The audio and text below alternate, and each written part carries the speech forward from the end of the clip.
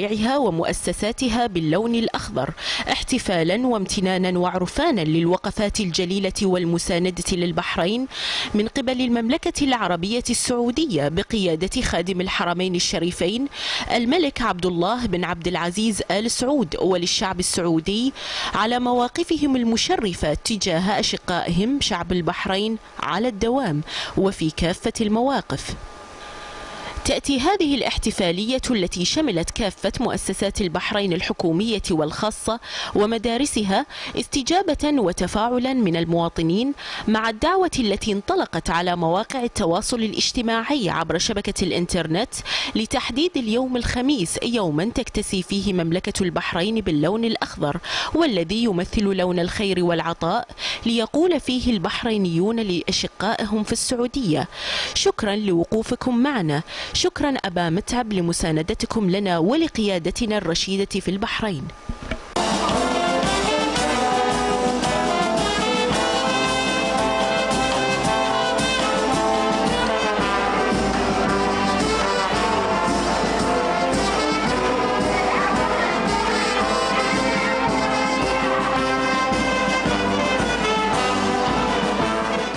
فشعب البحرين كافة لن ينسى الوقفة المشرفة للشقيقة المملكة العربية السعودية خلال ما مر بالبلاد في الفترة الأخيرة.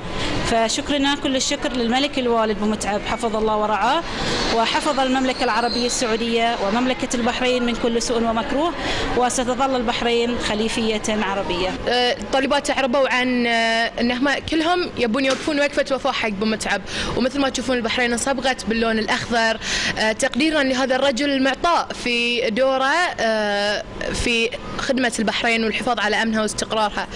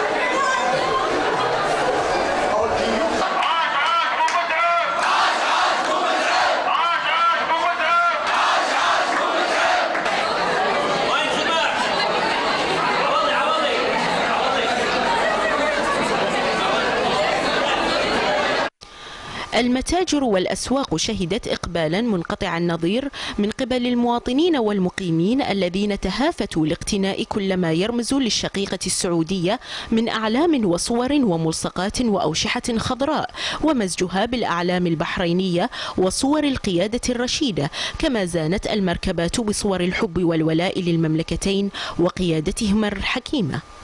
صراحة أنا أشكر أبو متعب على وقفته مع البحرين، وقفة تاريخية صراحة ما ننساها. يعني الكلام ما نقدر نوافيه يعني في حقه الصراحة وفي حق الشعب السعودي. والله شعور لا يوصف. احنا أول شيء أن نقول له الحمد لله على سلامته، وطبعا وقفته ما تنسي. يعني لا استقبالنا راح يكون هو إلى يعني جزاءات على الوقفة اللي وقفها. طبعا يعني أول ما سمعنا البحرين بأزمة ودرس يعني على طول تدخل، يعني ما تردد إنه يساعد البحرين ويساعد أهلها. طبعا وقفة يعني ما نجازي، وفخر إن عندنا جيران مثل السعودية. قلوبنا مفتوحة له، أبوابنا مفتوحة له، ما قصر بمتعب والله. إن هذا الاحتفال الشعبي البحريني جاء تتويجا وتأكيدا على ما تحظى به العلاقات البحرينية السعودية من تميز ومتانة، والتي أرسى دعائمها الأجداد وسار على نهجها الآباء والأبناء، والتي شهدت تطورا مستمرا على كافة المستويات، انطلاقا من الثوابت والرؤى المشتركة ووحدة المصير، وإيمانا أن البحرين والسعودية كيانان لا يتجزآن، وأن يوم العرفان للسعودية متواصل ولن يقتصر على هذا اليوم فحسب. حصة دوي لمركز الأخبار تلفزيون البحرين.